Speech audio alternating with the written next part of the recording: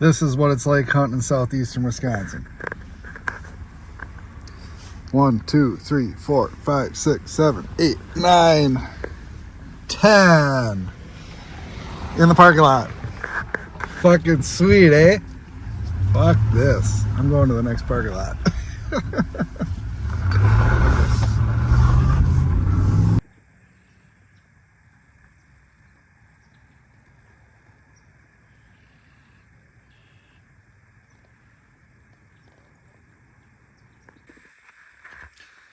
Well, it's Monday night. I just got home from hunting. Celebrated my sister's wedding a little bit too hard. I'm working on day 2 of a hangover. I guess I'm getting old. So, tonight I saw 2 does that got kicked up by some pheasant hunters. I think today was opening day of pheasant season, or at least opening week, and they are all over the place. So, I saw 2 does that got kicked up by pheasant hunters.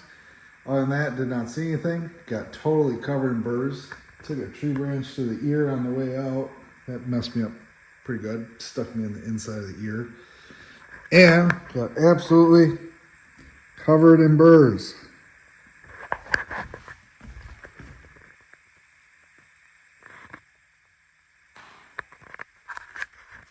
So yeah, pretty sweet night. I'm going to show you a little trick here for getting this kind of burr off. It's just a dog brush, and it works pretty decent. You gotta be a little bit meticulous, but it does work. I don't have a tripod here, so we're just gonna do this a little bit.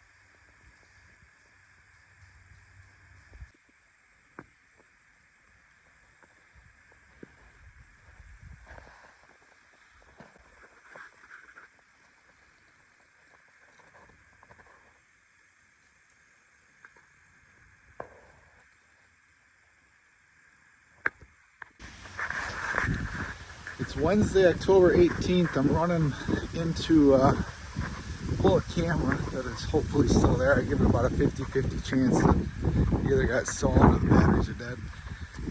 So this area is thick with bird hunters. That's why I'm wearing blaze orange hat, just because I'm not hunting anyhow, so screw it. And then I'm gonna run out to a different spot and hunt that, so I gotta kind of hustle here tonight. So we will find out shortly if I'm down a camera or if I just got dead batteries.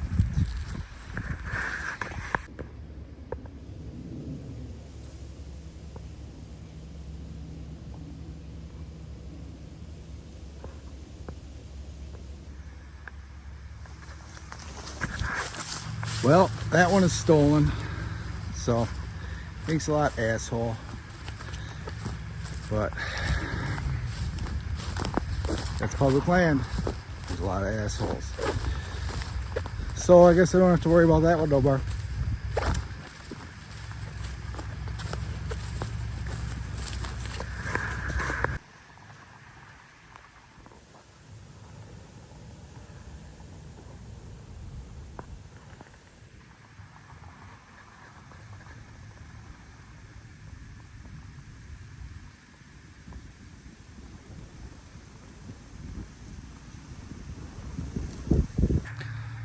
Want to see what hunting season truck looks like?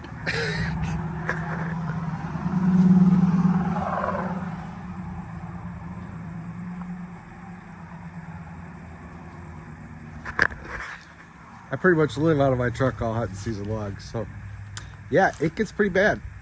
And that's actually after I threw a bunch of stuff away.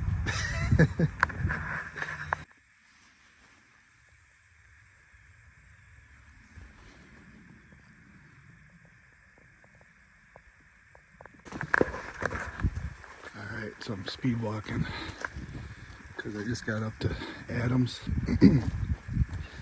I got a long walk. I'm walking down this main trail right now, and it's just covered in fresh scrapes. They got rain, and you can clearly see the difference between the scrapes that have been hit since the rain and the ones that were made before the rain. And I passed like 5 of them already that have gotten hit since the rain stopped, and the rain just stopped. But all the tracks that are in them, they're not real big tracks. So I think there's a young buck or a couple of young bucks that are working this area. But it's something to think about if I don't see much for in the back where I'm going. I might need to hunt closer to the road. But for tonight, I'm gonna cruise on back there, and hopefully the big one will be working back there. But yeah, tons of scrapes. And I've walked not even a quarter mile yet. I got another mile to go.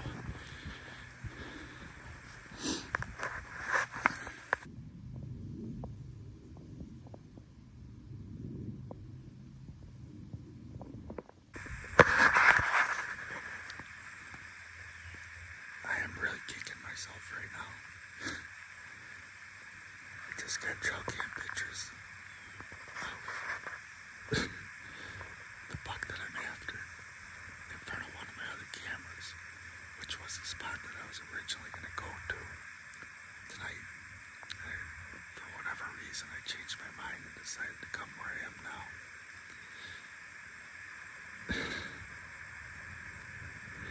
And he came from the direction that I expected him to come from too. Ouch. I'll include pictures of him on the video.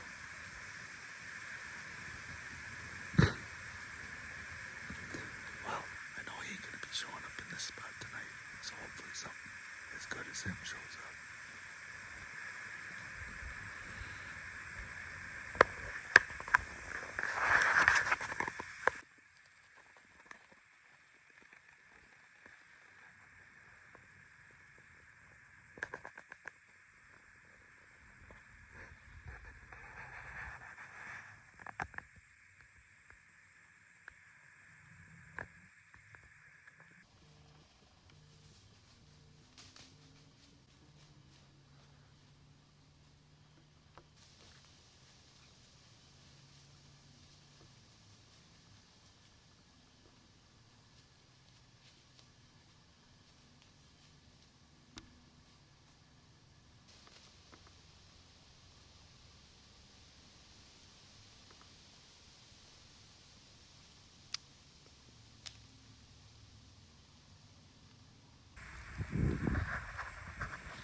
Cell cams are the devil.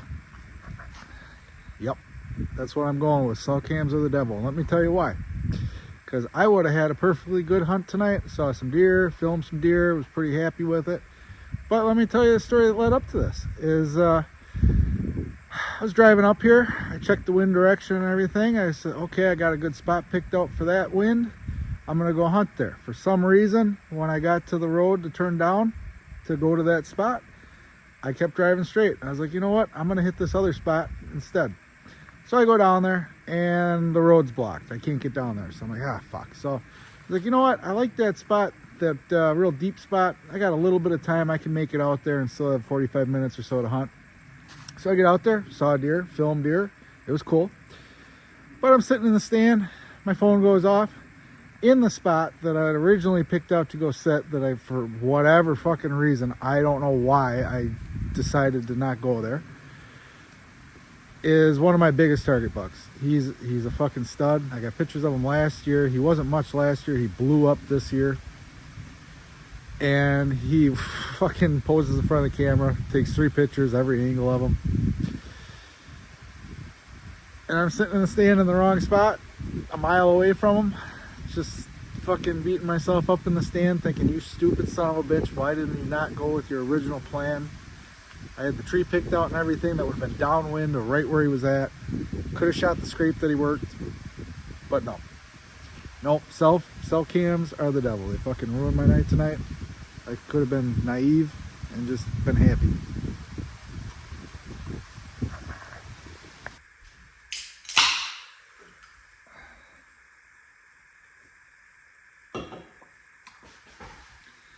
All right, so I am really behind on videos right now. Today is actually November 10th, and I told myself I'm not leaving town tonight until I pump out a video. So I am filming this story, the Walter story, for week 5 right now. All the hunting that takes place in this video took place back in October. So me and Walter went down a 9-day gun season trip, and a ton of stories happened during that time. So I'm going to break them up.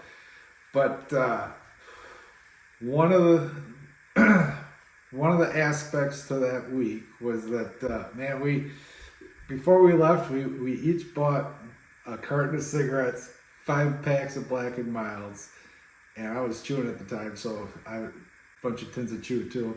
Still I'm chewing. I'm just a bad person.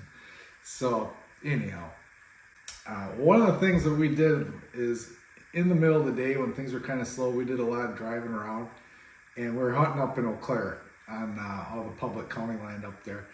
And there's an area where there's this deer farm. So in the middle of the day, we'd drive around and we'd drive past this deer farm and we'd look to see what the deer were doing, to see if they were up on their feet or if they were moving around and stuff. So we were just kind of driving around, just smoking cigarettes, being young punks. You know, we were 16 at the time. And just driving around and exploring all kinds of places because there was just tons and tons of acreage out there. And it was getting towards, we're driving back into some area that we've never been to before, and I was driving Walter's truck. It was a 1990, it was a regular cab, short bed. It was a red Ford. It was a sweet little truck. I really liked that truck. 4-wheel drive automatic, and it had 31-inch tires on it, if I remember correctly. But we're driving back in this area where it was logged, and I was the one driving. It was my fault. And we're like 2 miles from the main road.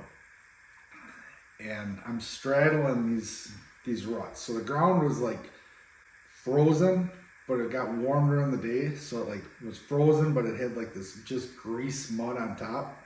And I'm straddling these ruts from the logging equipment. And we had already gone through some pretty treacherous terrain to get back to where we were. And I'm straddling it, and just all of a sudden the truck just goes, ploop, and it sits on top of these ruts. And the cross members are on the high spot where it's not rutted, you know, I'm not sure what you'd call that, the high spot, the non-rutted part. But it just drops down and the tires are just spinning. They're sitting in the water. They're not even touching the mud. And at this time, it's like getting kind of late. We're fooling around trying to get this thing out. It's starting to get dark. And we're like, fuck. So we grab all of our shit out of the truck and start hoofing it back to the road. So we make it like 2 miles back to the road. And we flagged down a guy that was out in the area hunting. And where we were actually staying is like 27 miles from where we were hunting. So flagged him down and we got a ride back into town where we were staying with my second cousin, Tommy. He's something else. He's passed away since, but he was one of the meanest sons of bitches you'll ever meet. He was just a no-nonsense type of guy. Me and Walter were both terrified of him, so we didn't even want to tell him that we got the truck stuck. But obviously we had to. So we told him, you know, he's fucking chewing our asses out. You know, you dumb assholes, you know, get that thing stuck back there and shit. So the next day we go out hunting with Tommy. He goes out with us. We hunted in the morning. Don't think we shot anything that morning. We did shoot a whole mess of deer during that course of that 9 days. But he brought a bunch of come-alongs and stuff, and we were able to get the thing winched out. But it was just like one of those memories that I'll never forget, you know, just truck was just done for. It wouldn't even move an inch. You couldn't even rock it. It was just water. It's just, just truck not moving an inch. Just one of those experiences that it sucked at the time, but it's just looking back on it, it's pretty funny.